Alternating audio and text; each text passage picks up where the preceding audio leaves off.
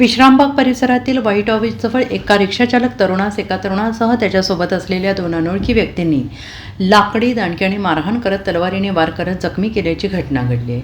सदर मारहाणीची घटना ही शनिवार दिनांक 20 सप्टेंबर रोजी दुपारी 12:30 वाजण्याच्या सुमारास घडली.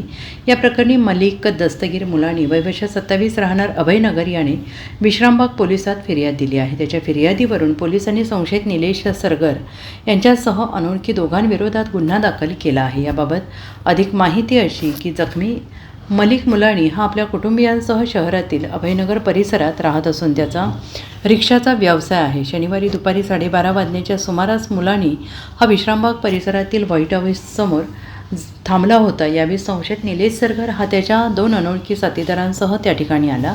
त्यांनी मलिक मुलानी याला लाकडी दांडक्याने बेदम मारहाण करण्यास सुरुवात केली. यावेळेस त्यांच्याकडे असलेल्या तलवारीने वार करत त्याला जखमी केले आणि निघून गेले. घडलेल्या या प्रकारानंतर जखमी मलिक मुलानी याने विश्रामबाग पोलिसात फिर्याद दिली. त्याच्या फिर्यादीवरून पोलिसांनी संशयित तिघांवर गुन्हा दाखल केला आहे. Bureau report SBN Marathi Vishrambag.